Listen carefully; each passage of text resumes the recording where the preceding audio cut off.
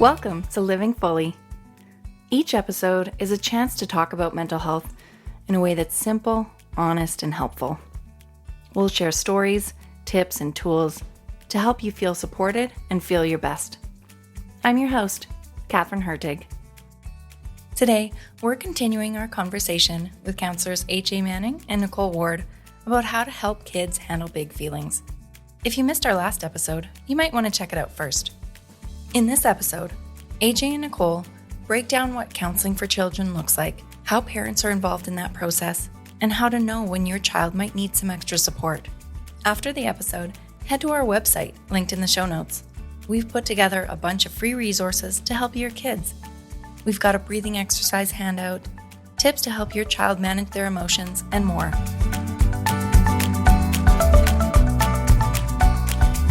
So what are some common signs that a child might benefit from counseling or extra emotional support? I think it's fair to say that in some cases, because kids are trying to still understand their big feelings that they're having, they may not know how to communicate that to the parent or to a person, right?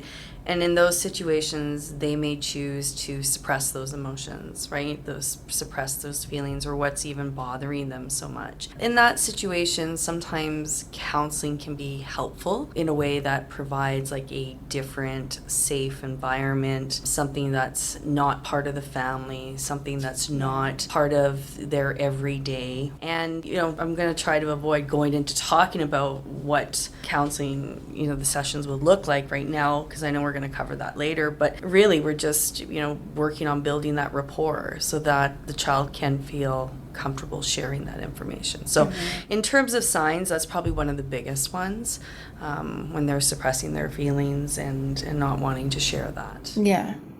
And then, what would that look like at home? Would it be acting out? Would it be tantrums? Would it just, what kind of behaviors would parents look out for? And that's a really good question, right? Because I think we have to be careful in terms of acting out and those behaviors. And just because a child may be having a temper tantrum doesn't necessarily mean that, this is the time for them to go to counseling, right? Exactly. Yeah. I mean, there is counseling, there's therapy, there's behavioral therapy. Like sometimes, any kind of behaviors like temper tantrums, acting out, right? Those kind of things, they can be indications of needing some support in the co-regulation or helping in the communication, but not necessarily meaning that that is a time for the child. For sure. And I guess that's knowing your kid and knowing that balance, right? It's the same kind of thing. If you come in for counseling around depression, it's like just because you're feeling down, 1 week doesn't mean you need therapy. Yeah, I find with older kids as well, you'll often see a situation where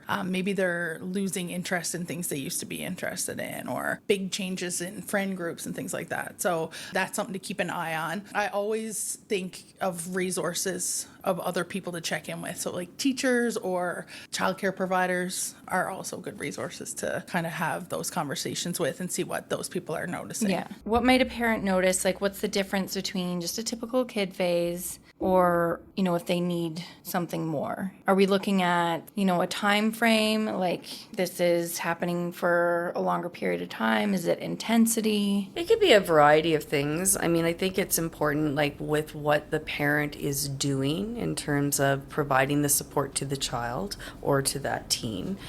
Talking about whatever is taking place with the behavior, because we're wanting to help kids and as well as teens understand, like, it's okay to have the feelings that they have. That's very important to validate and let them know that. It's helping them understand the choices they're making around responding to that. Yeah. Right? And so if you're having that conversation with your kiddo in the sense of, why they would want to respond in a way that's healthy, in a way that's respectful, whether they're using tools, any of those kind of things, then we would hope to see that there would be some change. But if there isn't, then I guess the big question is, why isn't it changing? And probably another big red flag could be is if the child is choosing or starting to regress. Okay. And part of that can be due to if there is something that's really hard for them to process, trauma, for example, it's easier for them to return back to behaviors at a time that they felt comfortable, which can be at a younger age. So if a 10-year-old, for example, starts talking like in a baby voice tone, that can indicate that's their last moment of feeling comfort. They're having a really hard time processing something that's happened. So sometimes really paying attention to what's changing in the behavior and how they're responding to things. And I love how you mentioned, Nicole, too, about the collateral information. That's so important. And the reason why it's so important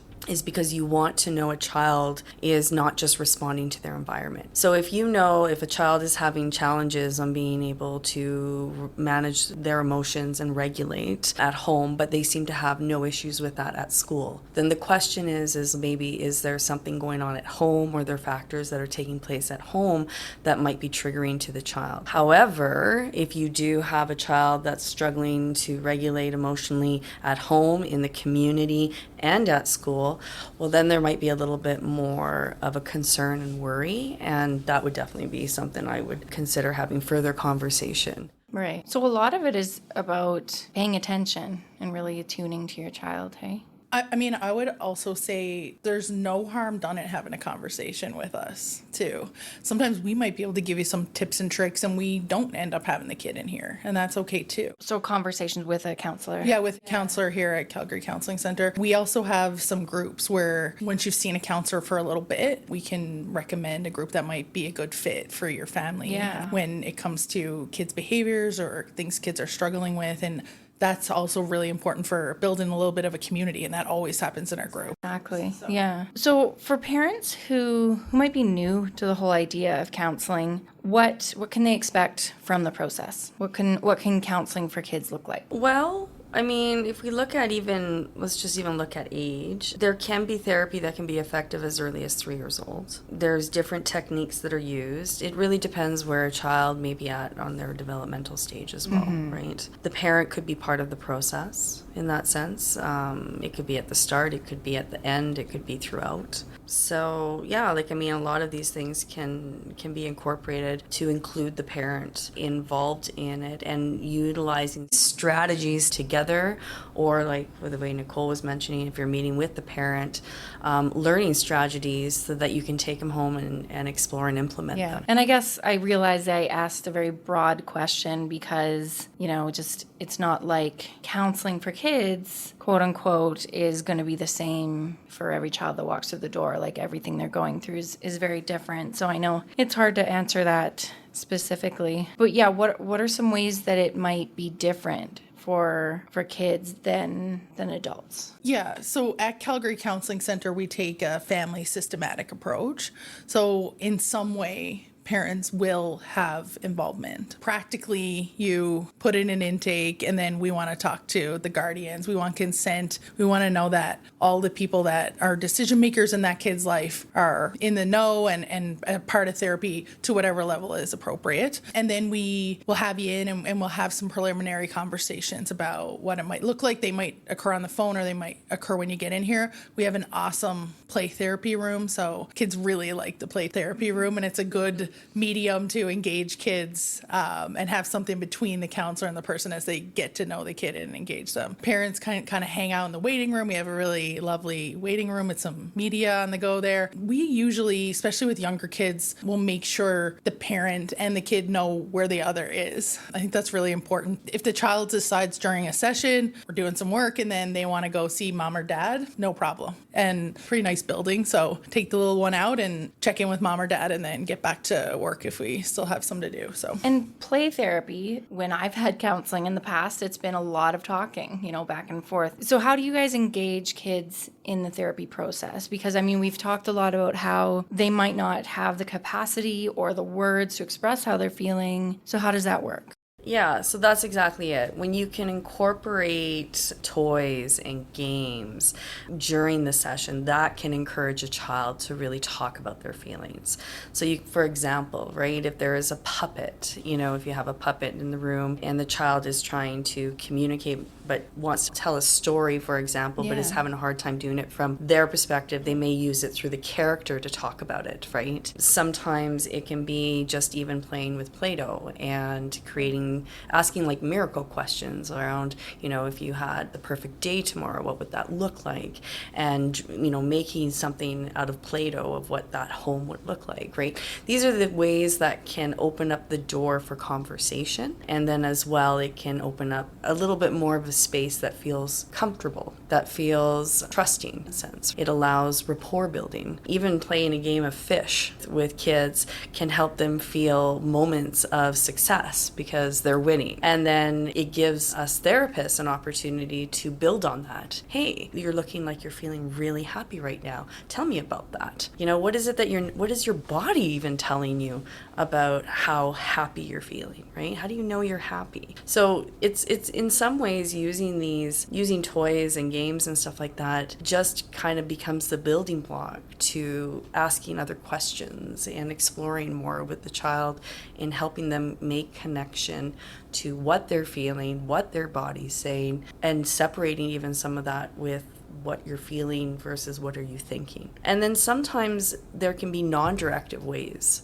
of using the session where if you are dealing with a child who has had a lot of trauma, is struggling to express feelings, giving them the space just to play and sitting back and observing, right? The session itself can also be about that child having that space to just be mindful and to feel a sense of calmness. And that gives us a lot of information. If you're just observing a child playing, what are you gathering? What are you learning from that? Yeah, what you can see is like how long their attention is to certain activities, right? How are they treating the toys? How are they responding when they are playing with something, right? If they're feeling angry, how are they engaging with the toys or the items that they have in front of them as they are kind of processing that feeling, right? Or even the happiness, right? It shares a lot of information in terms of attention, how they're responding to their feelings, and as well gives a little bit of insight around where they are at developmentally. Yeah, as counselors, what do you enjoy or what do you really find interesting about working with children, and what do you find challenging?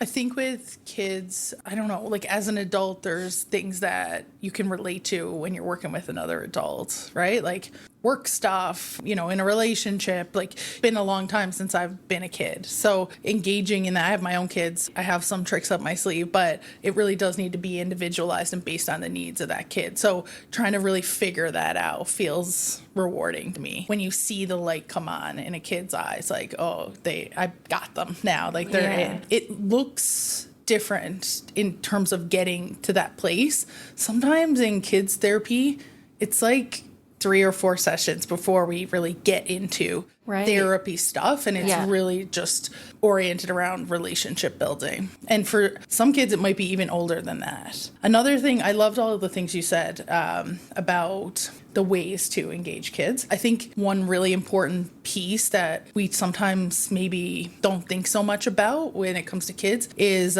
consent. What any adult, we would expect to know what the limits of confidentiality are, and they would sign a consent form, and it's our responsibility to have those conversations. I believe that those conversations need to be had with kids of all ages. Older ones, it looks different. Younger ones, it looks different, because we're really articulating, here's kind of the limit of, I have to involve another adult who's responsible for you, and it's safety related and things like that. So having them know that up front and being able to feel empowered with how they're sharing information, I think is only ethical and really important. Of course. And just to kind of build off that, and then what my experience is. Yeah. I just feel kids have so much to say. They have so much knowledge. They are so smart. Their perspectives perspectives takes us to a totally different world, and that world is the one that many of us adults have forgotten. So if there's anything that I find absolutely amazing when working with children, it's they take me there, right? And they remind me of just how much they do know and how much they can teach me in terms of where they are at. That's an amazing place to be in this role.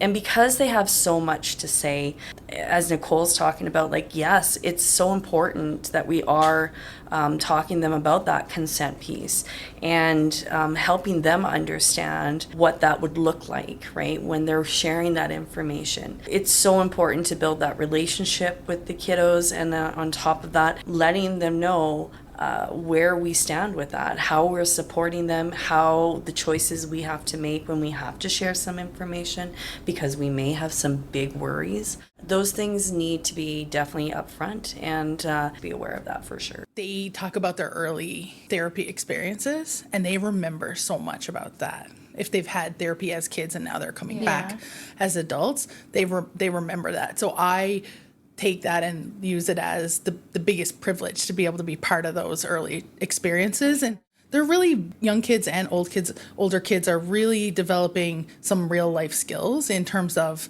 how they can be safe in a relationship and what it's like to have reciprocity with someone, and how do you understand someone who's safe versus someone who's not safe, and who do you talk to about that if you are sensing that something's not safe for you. I think it's really important work and super rewarding. So it's probably not uncommon for some parents to worry that if they need to bring their kid in for counseling, it means that them as a parent, that they might have done something wrong. What would you say to these parents?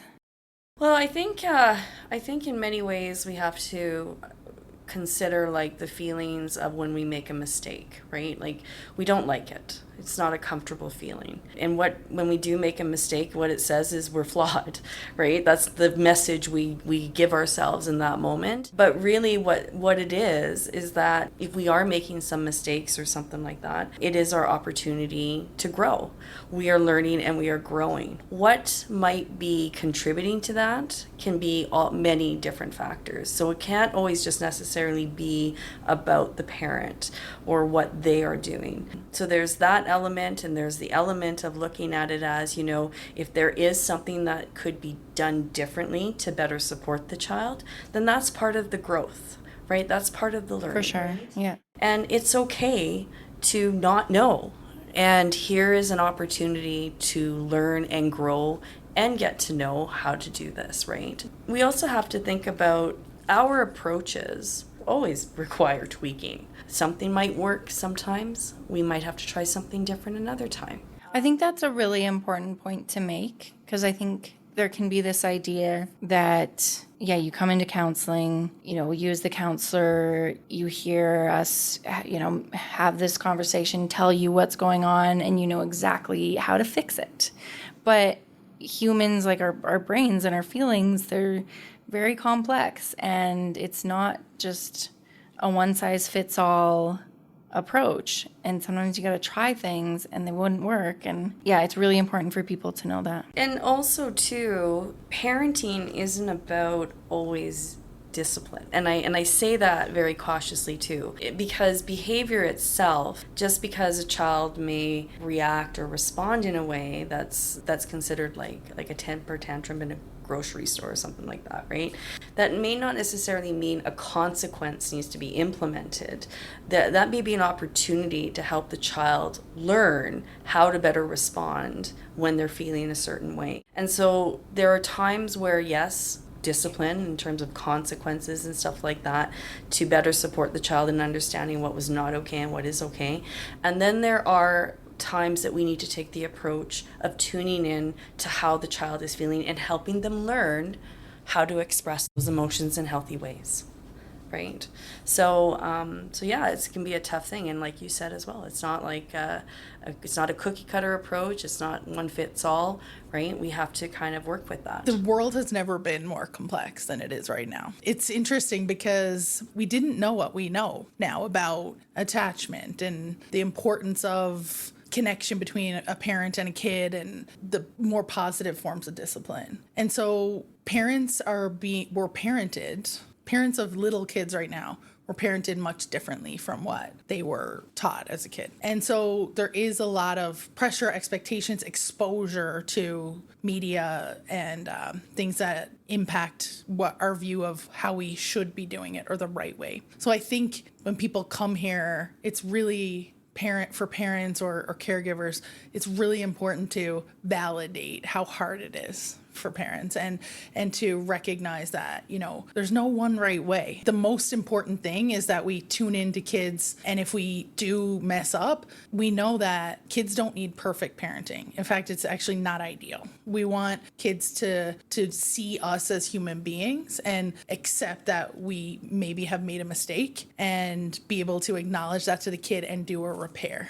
That teaches the kid. The repair thing, can you go over that? Like I've heard that come up a few times in conversations, and what does that mean? There's some research out there right now that says you only have to get parenting right the first time, 20 to 30% of the time. Seems pretty reasonable. Yeah, I think we've had that talk before, or you've mentioned that before. Yeah. So when you mess it up, or you kind of lose your patience, or what you did wasn't ideal, that's called a rupture. It happens in all kinds of relationships, as you're aware, right? Like if you can go back to the kid when you know there's been a rupture and acknowledge your part in that, and acknowledge how things that you should have done differently, then that one teaches the kid that, oh, if my superhero mom or dad can make a mistake, I can make a mistake too. There's other research that says it actually changes the memory for the kid. It's good to hear. There's definitely been times where, I'm a step parent, but definitely been times where I haven't handled things the best. Yeah. So yeah, and same, obviously. And that's another thing I was going to say. I'll use an appropriate amount of self-disclosure to validate when a parent is really upset that they feel like they've made a mistake. Guess what I did last week? Like a small amount of information, but just to relate to that parent and recognize we're all in a really complex world right now. We're all just doing our best, and trying to raise children with the social ideals that are out there. It's just not always. Yeah, you can't be perfect at it. We don't want it to be perfect, because you do it perfect. Say you figure out this weird recipe of like, it was perfect. Like that kid will seek that kind of perfection for the rest of their lives. Yeah, and there isn't that perfection in anywhere else. So yeah, like they'll never find that in a friendship, in a intimate relationship ever again. So it creates this ideal that's unattainable in the real world. How do parents stay involved and supportive during the counseling process? Like I'm sure, like you said, sometimes parents are, 100% involved in counseling. What other ways do you get them to help out their kids through the process? I think it's important to first identify age, because it would be very different between like a 14-year-old and a 5-year-old, for example. If we're looking at more of a younger child, even maybe more like even up to the age of 9 or 10, let's even say, depending on where the child might be at in terms of feeling anxious, I would definitely look at having the parent come in right from the start to talk about what counseling is. That's probably one of the biggest things here at CCCS counselors will do, is definitely have that conversation with kids around what counseling is, why they might think they're here, right?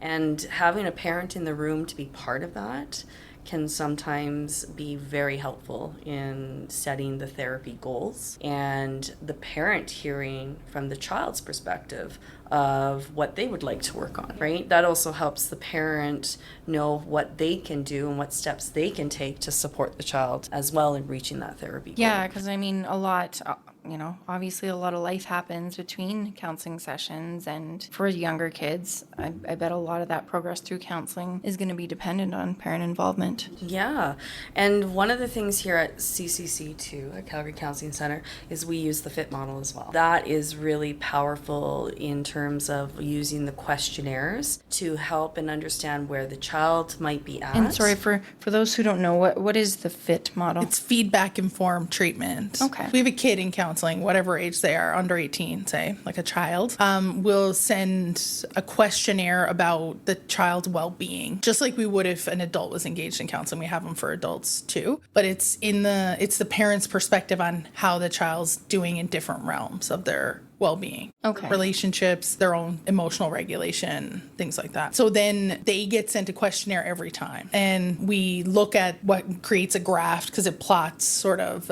different scores. And we want to see that score go down in terms of the kid's level of distress. Another really good thing about it is it alerts us to areas that are called like critical questions. So if there's something that, suicidal ideation and things like that, it really flags that for us and tunes the counselor into mom's worried about this, dad's worried about that. Right. So we review those before every session. We send them out 24 hours before and we review them every session. If the kid's over 12, they get their own age appropriate one where they can fill out their own answers about their own well-being. It's always really interesting to look at the score of a parent and look at the score of a kid and have a conversation about that. Yeah. It's often really different. And maybe it's good in a positive way. Maybe this kid just needed a way to articulate, like, I'm actually doing okay. This thing was stressing me out, but overall, I'm okay, mom or dad. It can be really rich in terms of the conversations that happen. For sure. Yeah, it creates that platform for conversation. Yeah. Absolutely.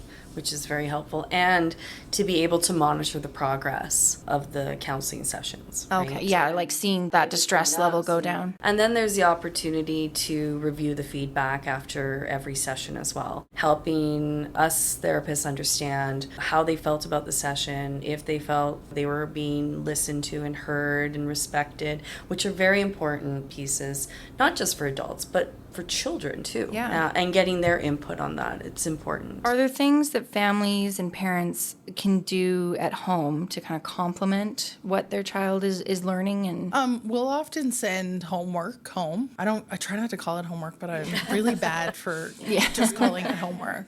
I've done counseling. I asked for homework. I'm like, please, I need some. Yeah. Yeah. So we know that whether it's adults or children, if nothing changes outside of session and the things that are being practiced and modeled in session don't change in the real life, then we don't see the outcomes we would if we were implementing real change. That's the same for kids. If we're doing we're teaching the kids to expect certain things and to communicate in certain ways, and then they're headed back to an environment where that's not supported, that's not ideal. So sometimes I'll often bring a parent in after a session. I'll have the parent tell me their perspective on things in front of the kid, and we have an open conversation. It's just better for safety, I feel like. Everybody's safety, everybody's in the know, everybody's talking about these things. We're not exiling a kid to another room to have those conversations. And then the homework will highlight with a little bit of explanation from me, hopefully at the end of session, to say, like, this is what we talked about.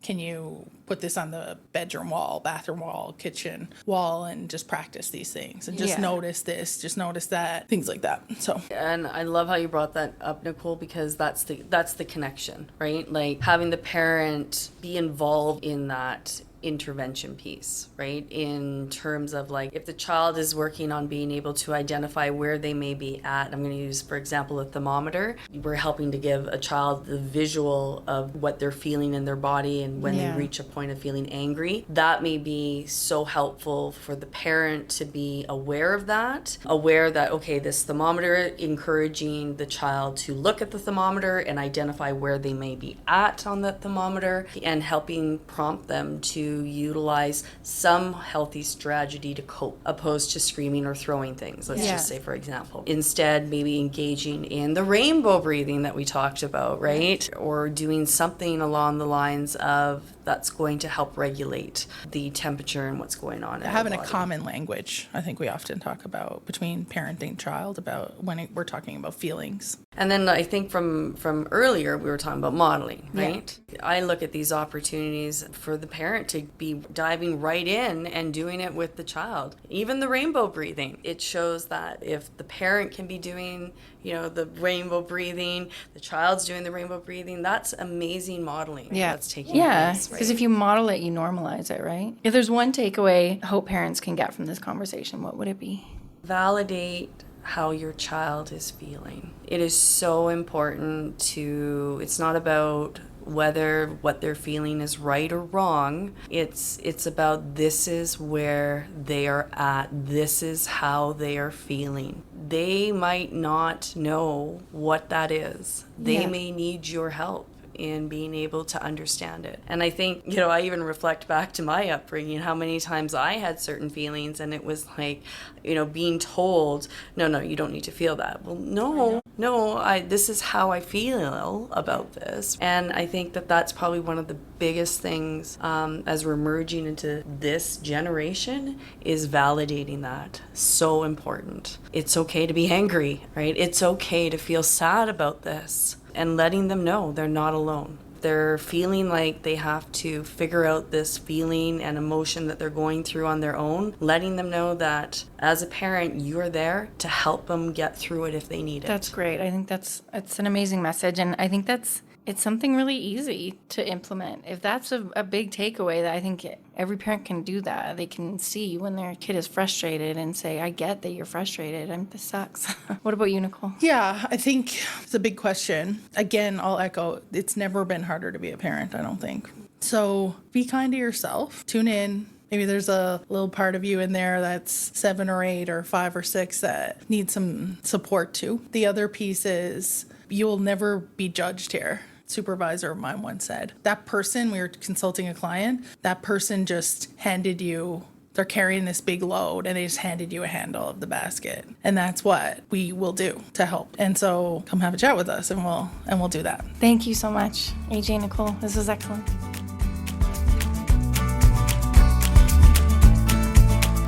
You've been listening to Living Fully, a Calgary Counselling Centre podcast. Thank you for tuning in. This episode was produced by Pamela Rogers, Nick Here, Louisa Campos, Manuel Montano, Jenna Forbes, and by me, Catherine Hertig. A special thanks to AJ Manning and Nicole Ward. Tune in on September 9th for our next episode. We'll be talking about supporting teens' mental health in the age of social media. When you notice yourself just being addicted to these apps, to the point where you're compulsively checking on updates, you know, every few minutes, every few hours to see how many likes you got, how many followers do you have, who commented on your post, right? And also like you're very distracted to the point like it's almost like a escape from reality, right? Or an escape from real human connection. To stay up to date on our latest episodes, be sure to subscribe. We're available in your favorite podcast app. Living Fully is a production of Calgary Counselling Centre and recorded in Calgary on Treaty 7 territory. Living Fully podcast is not a substitute or alternative for professional care or treatment. Calgary Counselling Centre and Counselling Alberta provide effective counselling to anyone in Alberta with no waitlist and no financial barriers. Find us online at calgarycounselling.com and counsellingalberta.com. For help across Canada and the United States, call 211. If you are outside Canada and the US, seek help from your general medical practitioner.